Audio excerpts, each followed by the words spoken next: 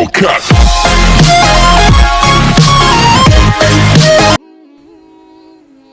صدق اللہ مولانا العظیم ببرکۃ ان اللہ وملائکتہ یصلون علی النبی یا ایھا الذین آمنوا صلوا علیہ وسلموا تسلیما۔ محبت کے ساتھ پڑھیے الصلاۃ والسلام علیکہ یا سیدی یا رسول اللہ وعلی آلک واصحابک یا حبیب اللہ۔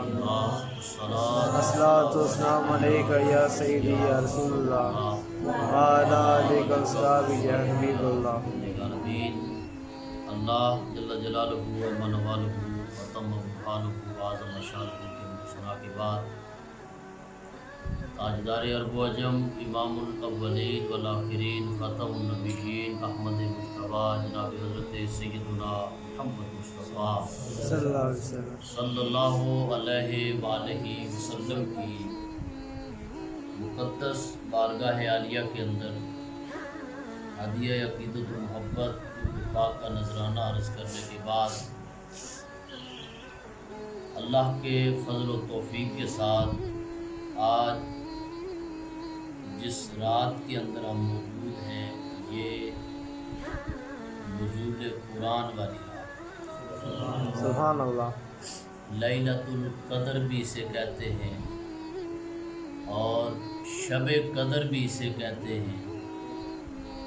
اور یہ رات قرآن عظیم فرقان حمید کی روشنی میں خیر من الف شہر، 1000 مہینوں سے بہتر رات ہے۔ 1000 مہینہ اور ایک رات خوش نصیبی ہے کہ اللہ نے ہمیں یہ رات عطا فرمائی۔ قرآن عظیم فرقان حمید کے نزول کی یہ رات ہے۔ اللہ کریم نے اس کائنات کے اندر اپنے انبیاء علیہ السلام کے ذریعے کتب بھی نازل فرمائی، صحیفے بھی نازل فرمائے، وحی بھی فرمائی۔ انبیاء سابقہ اپنے اپنے دور کے اندر توراۃ، انجیل، زبور لے کر آئے اور پھر وہ تحریف ہو گئی۔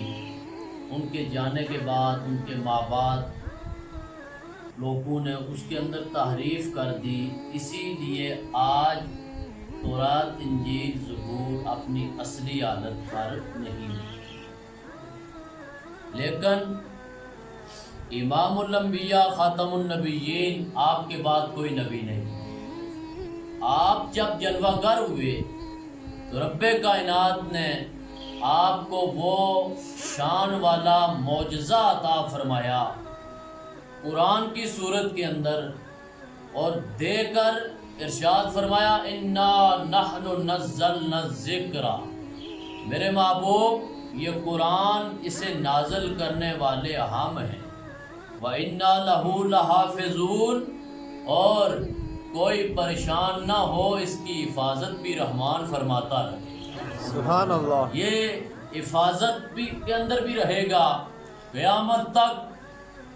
ہر دور کے اندر بڑے بڑے ایسے لوگ آئیں گے جو اسلام پر اعتراض کریں گے، جو نعوذ باللہ نقل کفر نباشت قرآن پر اعتراض کریں گے، لیکن اعتراض کا حق ہونا تو بڑی بات ہے۔ قرآن ان کے اعتراضوں سے بڑی اونچی شان والی کتاب، سبحان اللہ، یہ بڑی مقام اور مرتبے والی کتاب ہے، اور اس کے نازل کرنے والے ہم ہیں اور اس کی حفاظت کرنے والے ہم ہیں۔ اندازہ لگائیں، ہمیشہ شاید چوری تب ہوتی ہے جب اس کا محافظ کمزور ہو، یا اس کا محافظ مر جائے، یا اس کا محافظ وہاں موجود نہ ہو، تب شے کے اندر نقصان ہوتا ہے۔ قرآن عظیم فرقان حمید کا محافظ کوئی مخلوق میں سے نہیں ہے بلکہ خود خالق کی ذات ہے۔ سبحان اللہ، فرمایا نازل ہم نے کیا ہے، محافظ ہم ہیں، تو رب نہ کمزور ہے، بے شک، رب نہ غائب ہے، بے شک، رب نہ اسے موت آتی ہے، وہ تو موت کا خالق ہے۔ تو جب ہر عیب سے پاک ذات ہے اور ان اللہ علی کل شیء قدیر ذات ہے، تو پھر سمجھ لینا چاہیے ازلی ہے، ابدی ذات ہے، تو جب تک ہے اس کی پتہ نہیں ہے، ہمیشہ رہے گا، تو رب کا قرآن بھی ہمیشہ ہی رہے گا، سبحان اللہ، اس کے فیض و برکات بھی ہمیشہ رہیں گے، اس کا نور بھی ہمیشہ رہے گا۔ تو فرمایا اس کو نازل بھی ہم نے کیا، اس کی حفاظت بھی ہم ہی کرنے والے، اس کی حفاظت قرآن عظیم، ہر رطب و یابس کا ذکر قرآن کے اندر، کائنات کی کوئی ایسی چیز نہیں ہے جس کا ذکر قرآن کے اندر موجود نہ ہو۔ بڑے وہ میں چند جملے صرف عرض کر کے اجازت چاہوں گا، کیونکہ مرکز کے اندر بھی پروگرام ہے، وہاں بھی بیان ہے۔ تو قرآن عظیم فرقان حمید کے اندر ہر رطب و یابس کا ذکر ہے، کائنات کی کوئی شے ایسی نہیں جس کا صراحتاً، دلالتاً، اشارتاً، اقتضاءً کسی نہ کسی انداز کے اندر قرآن کے اندر ذکر نہ ہو۔ تو پورا قرآن رب کائنات نے قلب مصطفیٰ پر نازل فرمایا کہ ہم نے اسے اے محبوب آپ کے دل اقدس پر نازل فرمایا۔ تو پورا یہ قرآن کائنات کے علم کو، کائنات کے معلومات کو، کائنات کے خزینوں کو، کائنات کی اشیاء کو، کائنات کے ماحول کو، کائنات کے ذرے ذرے کو اپنے اندر سموئے ہوئے ہے، اور پورا قرآن محمد کے دل پر ہے۔ تو سمجھ یہ آئی کہ سارے کا سارا قرآن دل مصطفیٰ پر اور سارے کا سارا علم مصطفیٰ کو اللہ نے عطا فرمایا۔ سبحان اللہ۔ جب قرآن کے اندر ہر طرح کا علم ہے تو رب کہتا ہے یہ قرآن قلب مصطفیٰ پر نازل کیا گیا ہے۔ اب قلب مصطفیٰ پر ہر طرح کا علم، تو جب مصطفیٰ کے دل پر ہر طرح کا علم رکھ دیا گیا تو بات سمجھ میں آ گئی کہ پوری کائنات کا علم محبوب کو عطا فرما دیا۔ سبحان اللہ۔ آج جو ہے یہ حضور جانتے ہیں، جو کچھ ہونے والا ہے حضور جانتے ہیں۔ کیوں کہ قرآن عظیم کے اندر اول سے لے کر آخر تک وسطاً اور ہر انداز کا علم رکھ دیا گیا ہے، اور پھر قرآن کو مصطفیٰ کی نظروں کے سامنے حضور کے قلب پر نازل کیا گیا ہے۔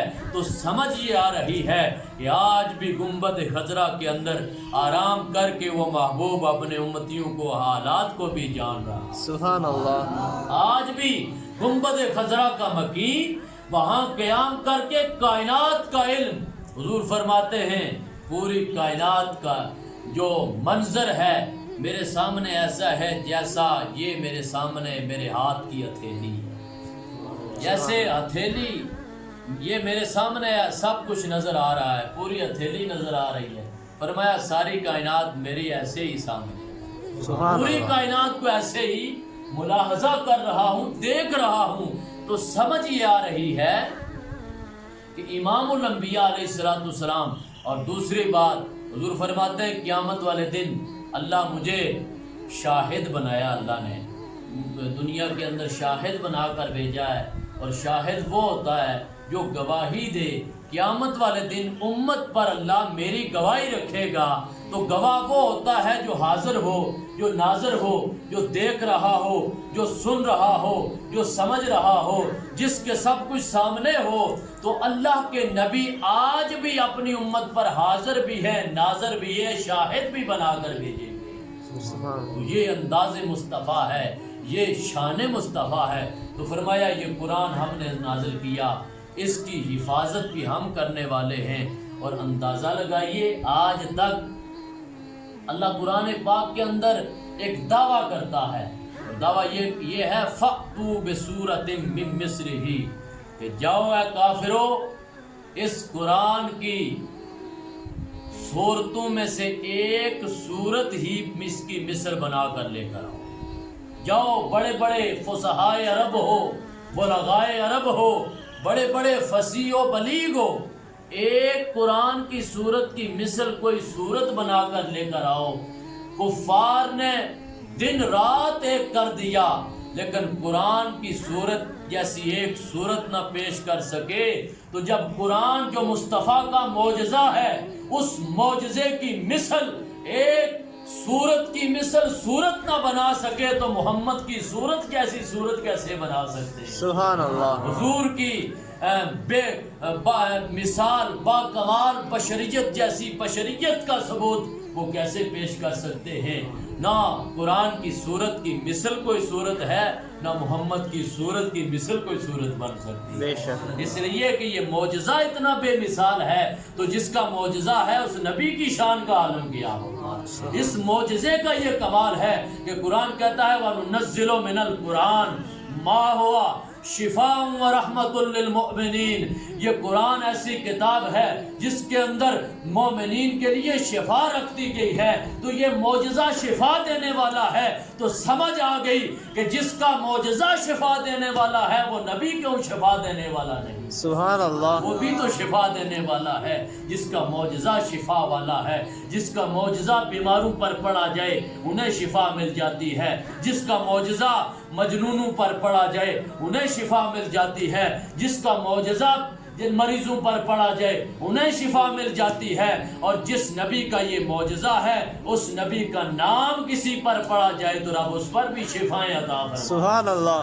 جب مریضوں پر پڑا جائے انہیں شفا مل جاتی ہے. تو یہ ایسی شان والی کتاب ہے، ایسی شان مقام اور مرتبے والی کتاب ہے. حضرات قرآن عظیم اس لیے نازل کیا گیا تاکہ اسے مسلمان پڑھیں اور اس پر عمل کرنے کی کوشش کریں. اس کے نزول کی وجہ کہ قیامت تک کا ہر علم اس کے اندر رکھ دیا گیا. آپ اس کی قراءت بھی کریں اور پھر اس پر عمل کر کے اپنی زندگیوں کو بھی سنوارنا شروع کریں. اگر قرآن عظیم وہ کوئی عالم صاحب تھے تو وہ کسی کے مہمان بنے تو جس بیٹھک کے اندر بٹھایا گیا اس کے اندر ان گھر والوں کے کچھ پیسے پڑے ہوئے تھے. جب امام صاحب عالم صاحب مہمانی کر کے جب واپس گئے تو انہوں نے جا کر اپنی بیٹھک میں چیک کیا تو انہیں پیسے نظر نہ آئے. فوراً خیال آیا کہ عالم صاحب نے چوری کر لی ہے، وہ چوری کر کے لے گئے. اسی خیال سے وہ صاحب تھے جن کے گھر تھا وہ بھی ان عالم صاحب سے دور رہنے لگے. بتایا تو نہیں لیکن دور رہنے لگے. سال کے بعد جب دوبارہ وہ رمضان شریف کا مہینہ آیا تو روٹین یہ ہوتی تھی کہ ہر ایک بندہ عالم صاحب کو بڑی عزت کے ساتھ ان کی افطاری کرواتا، اپنے گھر ایک نہ ایک دن کی میزبانی کرتا. تو آپس کے اندر مشورہ کیا میاں بیوی نے کہ بلایا جائے یا نہیں. تو کہا کہ اگر نہ بلایا گیا تو لوگ باتیں کریں گے، بلانا تو پڑے گا. جب بلایا تو وہ عالم صاحب گھر کے اندر اسی بیٹھک کے اندر آ کر بیٹھے تو انہوں نے فرمایا اس گھر والے سے کہ صاحب میں دیکھ رہا ہوں پورا سال آپ مجھ سے نظریں چراتے رہے ہیں، نہ وہ پہلے والی بات نہ مجھ سے ملے ہیں، اس کی وجہ بیان کر سکتا ہوں، میں سن سکتا ہوں. تو انہوں نے کہا کہ بات یہ ہے کہ ہمارے دل کے اندر آپ پر ایک شک گزرا. وہ شک یہ ہے کہ ہم نے اس بیٹھک کے اندر کچھ پیسے رکھے تھے، آپ آئے جب آپ واپس گئے تو وہ پیسے نہیں ہمیں ملے. تو ہم نے خیال کیا کہ آپ نے وہ پیسے چرا لیے ہیں، تو یہ دل کے اندر پڑا. تو جب یہ سنا تو وہ عالم دین رونے لگے، آنسو جاری ہیں، اور کہا کہ وہ سامنے الماری پر رب کا قرآن پڑا ہے، یہ اٹھا کر دیں. جب قرآن عظیم کو سامنے رکھا گیا تو فرمایا کھولیں اسے. جب کھولا گیا تو وہ پیسے اس قرآن کے اندر پڑے. فرمانے لگے جب میں جلدی میں یہاں سے گیا اس دن پچھلے سال تو بتانے کی مجھے وہ خیال نہ آیا. میں نے کہا نیچے پڑے ہوئے ہیں، یہ اٹھا کر میں نے قرآن عظیم کے اندر رکھ دیے. تو آپ کی بے حسی اور غیرت سے آری اور رب سے دوری اور قرآن سے دوری، رسول سے دوری کا عالم یہ ہے کہ پورا سال آپ نے قرآن کو دیکھا تک نہیں ہے، آپ نے قرآن کو پڑھا تک نہیں ہے، قرآن کی ان اوراق کو کھولا تک فرق نہیں ہے، بڑی بے شرمی کی بات ہے، اور شرم سے آپ کو مر جانا چاہیے کہ ایک عالم دین پر تو آپ نے شک کر لیا، لیکن آپ نے قرآن کھولنے کی وہ کوشش نہیں کی۔ تو جب آپ قرآن سے اتنے دور ہیں تو عالم کی مہمانی کس کھاتے کی؟ جب آپ رب کے کلام سے اتنے دور ہیں تو صدقات و خیرات کس کھاتے کے؟ جب آپ رب کے قرآن سے اتنے دور ہیں تاکہ نسیاں پر پڑا، اس پر دھول جمی ہوئی ہے، آپ اپنے گھر کے اندر عیش و عشرت کر رہے، رب کے قرآن سے باغی ہو چکے، تو کیا سمجھتے ہیں آپ کے گھر پر بیماریاں نہیں رکیں گی یا یہ رک جائیں گی؟ نہ، جس گھر کے اندر قرآن پڑھا جائے اس کے اندر فرشتے طواف کرتے ہوئے نظر آیا کرتے ہیں، جس کے گھر کے اندر قرآن کی تلاوت کی جائے فرشتے سماعت کرتے ہیں۔ تم تو قرآن سے دور ہو چکے ہو، تم تو فرمان خدا سے دور ہو چکے ہو، تو رونے لگ پڑے کہ کاش کہ ہم قرآن کو کھولتے تو اللہ اکبر کبیرہ۔ آج یہ ایسا عالم آ چکا ہے ہم پر بھی، دنیا کی نفسا نفسی کے عالم کے اندر ہم اتنے پھنس چکے ہیں کہ ہم قرآن کی طرف توجہ نہیں کرتے، اسے نہیں پڑھتے، حالانکہ یہ قرآن وہ ہے۔ قیامت والے دن میرے آقا و مولا ارشاد فرماتے ہیں، فرمایا سیام بل قرآن یشفعان للعبد، یہ قرآن اور یہ روزے قیامت والے دن قرآن اپنے پڑھنے والے کی شفاعت کرے، سبحان اللہ، اسے پڑھے گا اس کی شفاعت کرے گا۔ حضرت خواجہ حسن بصری فرماتے ہیں بیٹھے ہوئے ہیں مسجد کے اندر، خلفاء کا جمع غفیر ہے، ایک بزرگ بڑی عمر کے مسجد کے اندر انٹر ہوتے ہیں، آ کر مسجد کی الماری کھولتے ہیں، وہاں سے قرآن نکالتے ہیں، قرآن کو چومتے ہیں، چوم کر پھر چومتے ہیں، چوم کر اس پر ہاتھ پھیرتے ہیں، اسے چومتے ہیں، پھر اسے بند کرتے ہیں اور الماری کے اندر آ کر واپس چلے جاتے ہیں۔ خواجہ حسن بصری کے خلفاء پوچھنے لگے، حضرت قرآن تو پڑھنے کے لیے آیا ہے، یہ بابا جی آئے صرف چوما واپس چلے گئے، تو یہ کیا بات ہے؟ فرمایا بابا جی نے زندگی اسی طرح گزار دی، قرآن پڑھنے کی کوشش نہ کی، مسجد کے اندر استاد نہ بلایا نہ رکھا، یہ قرآن سے دور رہے۔ تو آج جب یہ دور آیا، آپ آنکھیں کھلی، قبر یاد آئی، اپنا جب سانس پھول گئی، جب ہڈیوں سے جسم دور ہونے لگ گیا، جب نظر بینائی سے نابینائی کی طرف جانے لگی، جب کانوں کی سماعت ختم ہونے لگی، جب زبان لڑکھڑانے لگی، جب ملک الموت کی آمد کا سلسلہ نظر آنے لگا، تو اسے خیال آیا کہ قرآن پڑھنا چاہیے تھا کہ جب سب رشتے چھوڑ جائیں گے قرآن اس وقت بھی سینے سے لگا دے گا، سبحان جب اللہ، سب رشتے چھوڑ جائیں گے اس وقت بھی قرآن مدد کرے گا۔ جب اسے یہ خیال آیا، قبر کا خیال آیا، تو یہ گھر سے چلا، محبت کے ساتھ اس نے قرآن کو کھولا، چوما، پڑھ نہیں سکتا تھا، چوم کر چلا گیا۔ رب کریم کے قرآن سے جو محبت کرتا ہے یہ اس کی بھی شفاعت فرما دے گا، سبحان اللہ، یہ اس کی بھی شفاعت کرے گا۔ حضرات کوشش کریں اپنے گھروں کے اندر قرآن عظیم کی ہر روز ایک صفحہ ضرور پڑھیں، ایک صفحہ ضرور پڑھیں قرآن عظیم کی، پھر اس کی نورانیت آپ دیکھیں۔ ایسا نہ ہو کہ شک کسی مولوی صاحب پر کرتے رہیں اور آپ کی نقدی قرآن کے اندر پڑی رہے، اور قیامت والے دن پوچھا جائے کہ تجھے تیرا شک تو تب ختم ہو جاتا جب تو ایمان کے ساتھ روزانہ قرآن پڑھتا، تو تجھے پتہ چل جاتا 1 سال شک کا گناہ کمانے کی وجہ صرف یہی ہے کہ تو نے قرآن نہیں کھولا، اگر کھول لیتا تو اس شک کے گناہ سے تو دور رہتا۔ تو حضرات محترم کوشش کریں قرآن عظیم پڑھنے کی، روزانہ کی بنیاد پر اپنے بچوں کو پڑھائیں۔ یہ اللہ نے آپ کو یہ مسجد عطا فرمائی، اس کے اندر کسی امام کا بندوبست کریں تاکہ وہ آپ کے بچوں کو پڑھائے، یہاں نعت خوانی کرے، یہاں 5 گانا اذانیں ہوں، تو یہ سلسلہ کیا ہے؟ پورے محلے پر ایک اذان کی صدا سے اللہ عذاب کو دور فرما دیتا ہے۔ سبحان اللہ، جہاں جہاں جس محلے میں اذان پڑھی جائے حدیث پاک کے اندر ہے، وہاں رب عذاب نہیں کرتا۔ تو 5 گانا مسجدیں تو بنا دی شبر کی حرارت والوں نے، اقبال کہتا ہے کہ مسجدیں تو بنا دی جاتی ہیں لیکن آباد انہیں مومن ہی کیا کرتے ہیں۔ یہ ایمان کی کسوٹی ہے، انہیں اس مسجد کو آباد بھی کریں، قرآن عظیم کی تلاوت بھی کیا کریں، اور آج کی رات خصوصاً آپ اس مسجد کو آباد کریں، نوافل کی صورت کے اندر، نعت خوانی کی صورت کے اندر، درود پاک کی صورت کے اندر، مصطفیٰ جان رحمت کی صورت کے اندر، اور یہ سلسلہ صبح سحری تک، کیونکہ آج جبریل امین نازل ہو رہے ہیں اور وہ گشت کریں گے کائنات کے اندر۔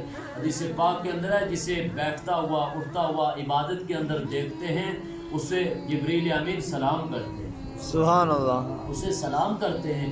تو کوشش کریں کہ جب جبریل امین کا یہاں سے پھیرا ہو تو کوئی رکوع کے اندر ہو، کوئی سجدے کے اندر ہو، کوئی قرآن کی تلاوت کے اندر ہو، کوئی درود پاک کے اندر ہو، تاکہ آپ کی حاضری بھی وہاں لگے اور اللہ آپ کی بھی بخشش و مغفرت فرما دے۔ اللہ کریم ہم سب کو صحیح معنوں کے اندر لیلۃ القدر کی فضیلتوں کو سمجھ کر اس رات عبادت کرنے کی توفیق عطا فرمائے۔ الصلاۃ والسلام علیکم یا سیدی یا رسول اللہ وعلی آلہ وصحبہ حبیب اللہ۔ الصلاۃ والسلام علیکم یا سیدی یا رسول اللہ وعلی آلہ وصحبہ حبیب اللہ۔